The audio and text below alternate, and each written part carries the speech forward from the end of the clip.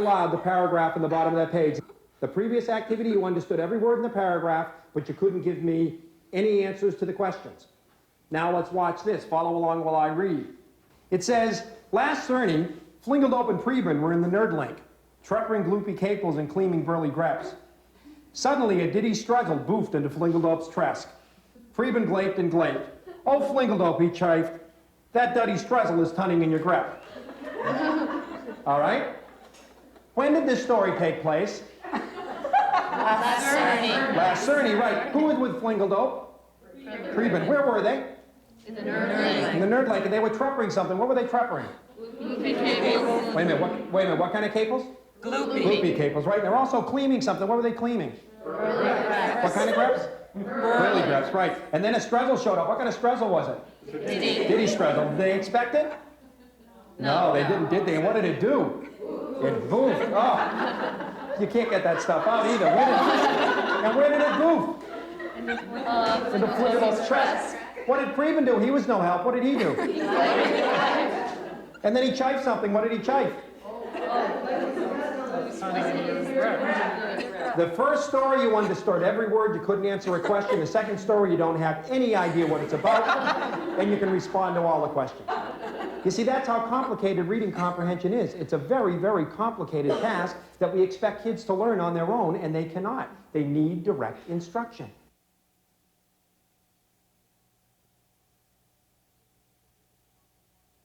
Do we think that visual perception problems can affect behavior? Do you think so? Okay, let's try this on for size. You're a mom or a dad. Your son in the 4th grade comes home and says, Ma, they told me I can't take the school bus again until I'm voting age, but I didn't do anything wrong. What do we automatically assume? Automatically. Of course you did something wrong. You must have done something wrong. You don't get thrown off a school bus for doing nothing wrong. You must have done something wrong. Let's take a look at that. Because many times the learning disabled child, certainly not all the time, but many times the LD child will get into trouble and not know what he did wrong. And when he says, I don't know what I did wrong, he's being honest. And we're going to give that activity a shot right now. Here's what we're going to do. I brought in a picture today, and I'm going to show everybody this picture. And all I want everyone to do is to write a nice title for the picture. There's your picture. All right? Everyone, a good title for that picture, please. Something I'm going to like. No talking, just come up with a good title for the picture.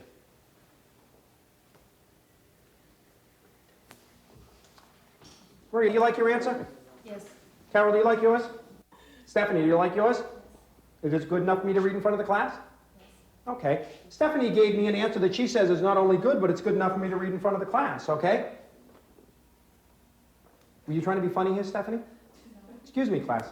Do you think this is funny? No. Did you write this to be funny? Would you like to see how funny I think this is, Stephanie? You know, I can think of nothing that a kid can write on a piece of paper that gives a teacher the right to tear it up in front of them. And yet it happens in schools all the time. And when I'm consulting at a school and they tell me there's a teacher who tears papers up in front of them, I say this to the teacher. I say to the teacher, suppose you passed in your contracts to your grades, your grade report cards at the end of the year to your principal, your final reports. And you handed them to your principal, and the principal took them, and he looked at it, and he said, nah, this isn't what I had in mind, and he tore them up in front of you. I've never met a teacher that would tolerate that, yet we feel very comfortable doing it with kids. But let's get back to Stephanie, because Stephanie not only gave me an answer that was fresh, but then made it worse by telling me that it was good enough to read in front of the class. Well, you're not going to think it's very funny when you stay in for recess for a week, Stephanie, and when your mother comes in for a conference, and you know what she's going to say, class? You know what she's going to say? I got in trouble with Mr. Lavoie today, but I didn't do anything wrong, because that's what she always says. You want to know what fresh answer Stephanie gave me and then embarrassed me by telling me it was good enough to read in front of the class? Death stalker. Death stalker. Here, I take the time, now take a look at it. I take the time to bring in a beautiful picture of a woman looking at herself in the mirror. Take a look at it. Okay?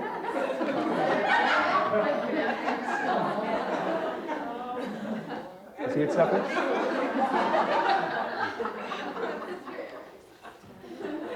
You see it? The back of her head, she's seeing a reflection in the mirror. Okay? Many times, not all the time, but many times a learning disabled child will get in trouble and will literally not know what he or she did wrong. The coach will say, everybody get in the left-hand side of the gym. Our kid stands on the right-hand side of the gym, and the coach says, that's it, you can't play. The child says, but I didn't do anything wrong. Because to his perception, he didn't. See, what happened is you responded to what you perceived. You misperceived the stimulus. Based on Stephanie's perception of this stimulus, that was a very good answer. But see, I wear the suit. I'm the teacher. And I determine what the stimulus is. And this is not a picture of a skull. There's no skull in this picture. It's not a matter of debate. This is not a skull. It's a picture of a woman looking at herself in a mirror. It's a classic picture called vanity. So I was expecting answers like the big night out or getting ready for the prom or something like that. I certainly wasn't expecting something like Death Stalker. Okay? But again, what you did is you reacted to the stimulus that you perceived, and then, if you could have seen the look on Stephanie's face, she was thinking, what is he so upset about? What did I do wrong?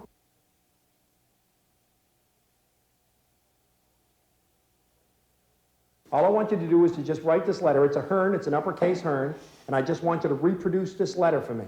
Okay, I will show you the letter, and you just reproduce the letter for me, okay? Here we go. That's what an uppercase Hearn looks like. Okay, everybody get a good look at it, okay? And please reproduce that where it says number 2.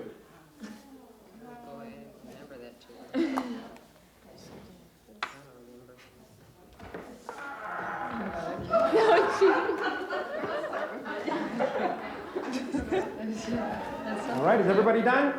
I want someone to come up and do one in front of the class. I'm certainly not going to pick the best Hearn. I'll pick the worst Hearn. So, Car, why don't you join us up here? We're going to have Car trace this picture, except she's just going to look in the mirror. She can't look down at the ground. She's going to look in the mirror. So what's going to begin happening is she's going to get mixed messages like children do with visual perception problems. Her eye is going to tell her to go right, but her hand will tell her to go left. And she should be able to reproduce this in about 15 seconds. But let's see how long it takes her, and let's see how an effective a job she does, because she's now is going to have a visual motor integration problem where she is getting mixed messages from her eyes, from a visual system, and her hands from a toric system. So here's what I want you to do. I want you to trace this for me, if you will, and don't look at your paper in any way. Look in the mirror as you're tracing it. We'll count from 15, okay? Let's count backwards from 15. 15, 14, 13, 12, 11, 10, 9, 8, 7, 6, 5, 4, 3, 2, 1. Okay? This is what we got. The mistake Car made is she got off the line. Once you get off the line, it's almost impossible to get back. Let's have Jody come up and try this. Jody? You take this home, put it on the refrigerator, Car. Okay, let's give her 15 seconds again. Start. 15. 14, 13, 12, 11, 10, 9, 8, 7, 6, 5, 4, 3, 2, 1. Once you go off the line, it's almost impossible to get back. Look at the quality of that line. And then all those scratchings are her attempt to get back on the line again. Visual motor integration is a major problem for many learning disabled children, and the writing process is this difficult for them. This really is not worst case scenario. It really is this difficult.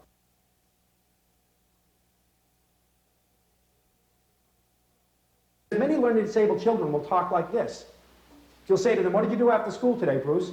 Well, we went to, with, what's his name? He's big, and his father has a big, and he used to play, well, he always wears, Mike. And then we got, we went in a big, it wasn't really like it wasn't like a school, but it was big, but it was kind of, like a minivan. And we played, it was kind of, well, it wasn't really big, it was kind of like baseball. No, because there were no bats. It couldn't be, and you think, you think, why did I ask you this? I don't need all this information. Because many learning disabled children suffer from something called dysnomia. Dysnomia is a word-finding problem. It's that word in the tip of your tongue phenomenon that we all have 4 or 5 times a day. Happens to the LD kid hundreds of times a day. In order to understand this, we have to understand a little bit about how the brain works. The human brain has 2 functions. One is storage, and the other is retrieval. It's an amazing system, an absolutely amazing system. Right now, for instance, I have millions of pieces of information in my storage system. I know my wife's maiden name, I know my kids' birthdays, I know my social security number, I know my home address, my phone number, my zip code, I know who does the CBS Evening News. And if Jody comes up to me and says, Rick, what's your zip code? My retrieval system runs into storage, takes out the card that says 06831, I give Jody my zip code, and then it goes back in the same place until I need it again. It's a wonderful system when it works. But what happens with learning disabled children is that there is a problem between storage and retrieval. They can't get the information out. And many times they will get it out, use it, and then put it back in the wrong place. So when they need it again, retrieval goes into storage and they can't find the word they're looking for. You see, everything that you do in your life is one of two kinds of activities. Everything you do in your life is either an associative task or a cognitive task. Now, what is the difference between these two? You can only do one cognitive thing at a time, but you can do two or more associative things at a time. Because you can drive, which is associative, and talk, which is associative at the same time. So you're driving, associative, you pick up your kids at school, you've got your 3 children in the back seat, you're driving associative, talking associative, driving associative, talking associative. Suddenly the hailstones start to come, the road's getting slippery, your car's getting difficult to control, the cars in front of you beginning to swerve, and you turn and say what to the kids? What? Not shut up. God, I'm a parent. I'm a father. I've got 3 children. You don't say shut up to your children. Of course not. You turn to the children and you say, children. You say children driving, which had previously been an associative experience. Isn't that what you do? No, you say, shut up, I've got to drive you, okay? In other words, you can only do one cognitive thing at a time. For children with dysnomia, speaking is not an associative process, it's a cognitive process, and they can only do that. Imagine the difficulty this presents for a child who's trying to take notes, who's trying to listen and write at the same time. With all the wonderful study skills programs that are out there, we have to buy into the fact that there are some children who will never be able to take notes because listening for them is a cognitive experience, and they can't do 2 things at one time. So what you're going to do now, for the first time in a very long time, you're going to get the opportunity to see what it's like to be dysnomic and to have speaking be a cognitive experience. Because here's what we're going to do. We're going to tell a round-robin story around the room. I'm going to give a sentence. I'm going to call on other people to give sentences. They're going to give sentences, and I want nice, long sentences, and I want each sentence related to the sentence in front of it, so it tells a good story all the way around the room.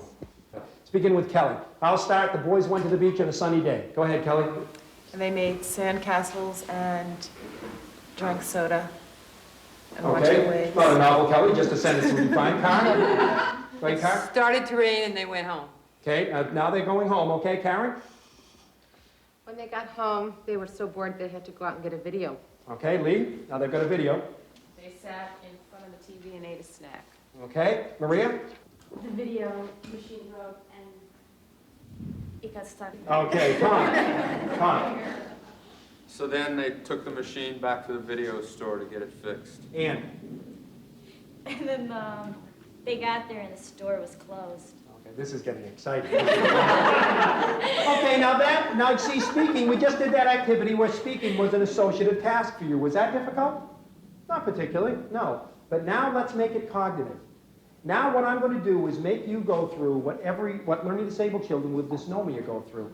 Now I'm going to make the English language a cognitive experience for you, because now we're going to do the same thing, except I'm going to add another rule. And that is that you can't use any words that contain the letter N. Not just begin with the letter N, but contain the letter N. What you're going to have to do, if you think this is worst case scenario, I'm making it worse than it really is, listen to the way you sound. You're going to sound just like learning disabled children, because you're going through the same experience they go through. Because what I'm doing is I'm making it such that your retrieval system goes into storage but can't find the words you want. Then we'll find words and realize you can't use them. We'll get stuck in phrases that you can't finish. You're going to go through what LD kids go through. Now, I want everyone nice and loud. Again, good sentences, long sentences. Don't start thinking of sentences now because they've got to be related to the sentence in front of it. No generic sentences, okay? Here we go. The boys went to the beach on a sunny day. Lee. They ate treats. They ate, Treats. they ate trees? Treats! Treats. They ate treats. Stephanie. Now they're eating.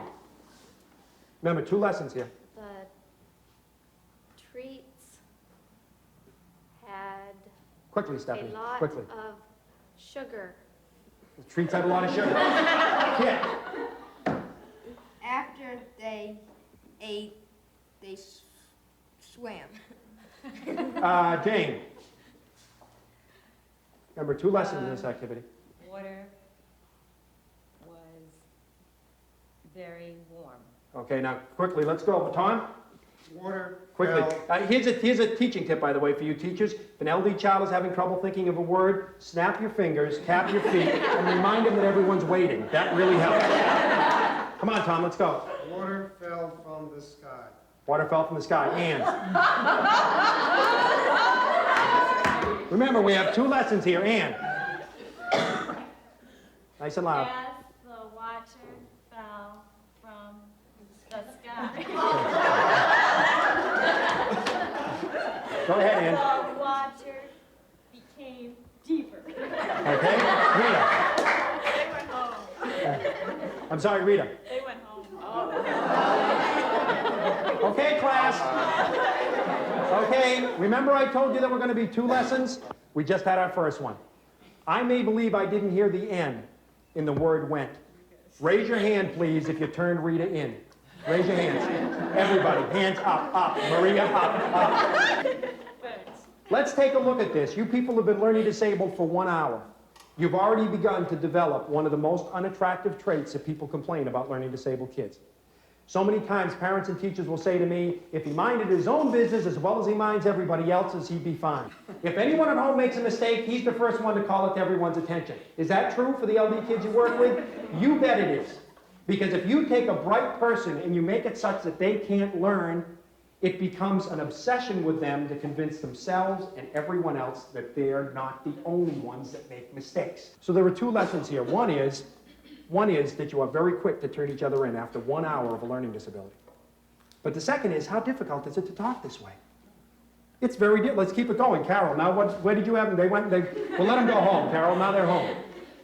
Go ahead. They were tired, so they went to... Sorry. Steve, now Karen went after you again.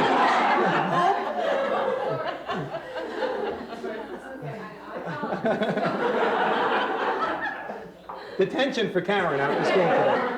Okay, the second point of this activity is how difficult is it to talk this way? It is very difficult. Can you imagine the anxiety of the learning disabled child? What could I have given you that would have made this easier? What could I have given you? Time. What if I gave you time? What if I said, I want a group of you to sit here for a half hour, take a piece of paper, and write a story about boys at the beach, but you can't use any ends? Could you have done that? Yes. Yeah. You could have done that. Sometimes the greatest gift we can give the LD child is a gift of time, both as parents and as teachers. As teachers, we do this. Lee is my LD child in the class, and we say, I want everyone to think of the causes for the Civil War. Everyone think of the 5 causes for the Civil War. While you're thinking of that, I've got to erase the blackboard. So I erase the blackboard. What I'm doing is I'm giving Lee 4 or 5 seconds to come up with some answers. And then I turn and I say, okay, 5 causes for the Civil War. Lee, please give us 1. And Lee says, The difference between urban and agrarian society. terrific. Not bad. So Lee gives me her answer. I've given Lee some time to process. And secondly, I called on her first. Because you see, she's only probably come up with 1 or 2 answers, where everybody else has come up with all 5. So I call on Lee first. As I said, sometimes the greatest gift you can give children is a gift of time.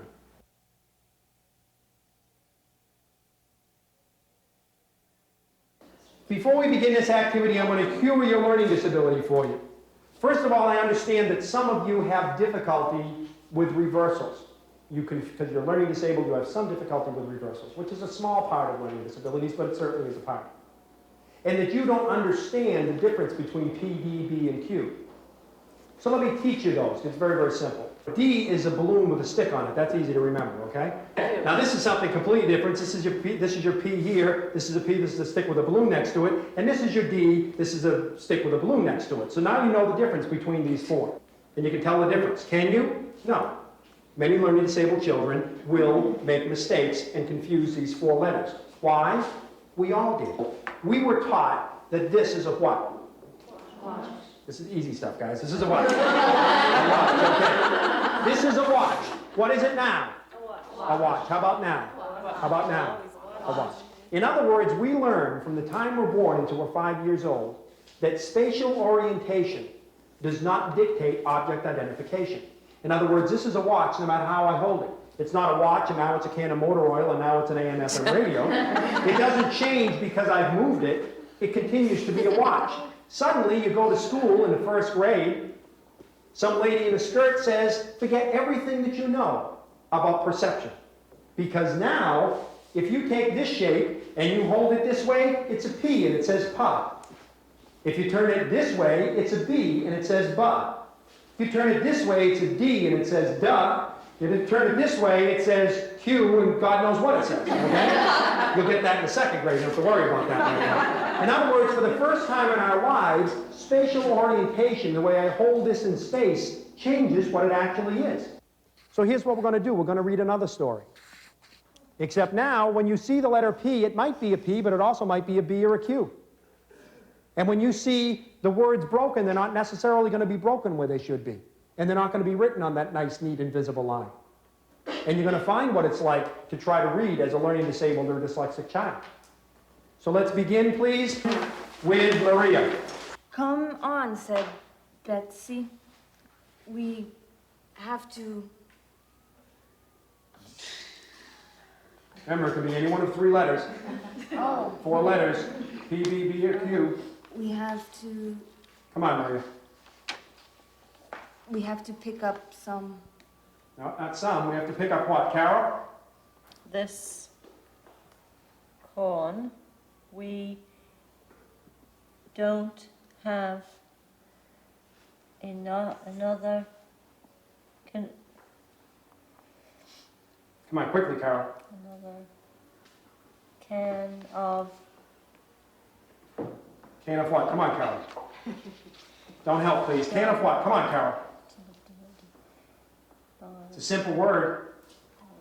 Another can of what? Come on, Carol. Hurry, please. something corn. Yeah, is the word something, Carol? What is it?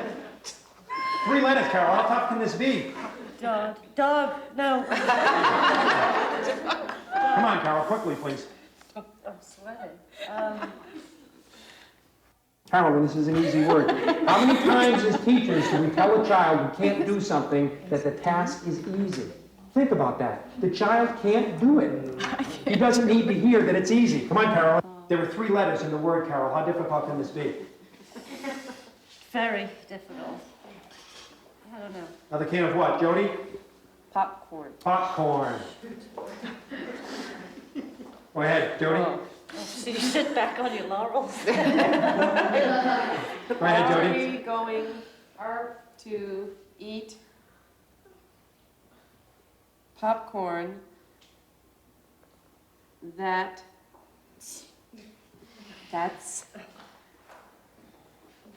That's what? Come on, let's go, Jody. been on the floor? Asked Susan. Okay, Lee, be a little careful here, Lee. We. You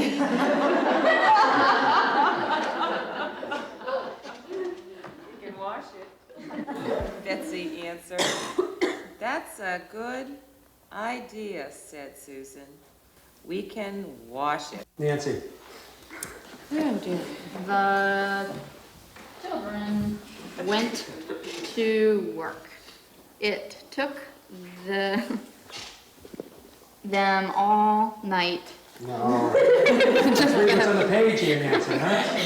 It took them. Look around, by the way. Look at the number of class clowns that we've developed here, huh? Isn't that a typical reaction of learning disabled children? It Go ahead, took them Nancy. a long time to pick up all the, where am I? Oh, yeah, the popcorn. Karen. I'm not too good at this.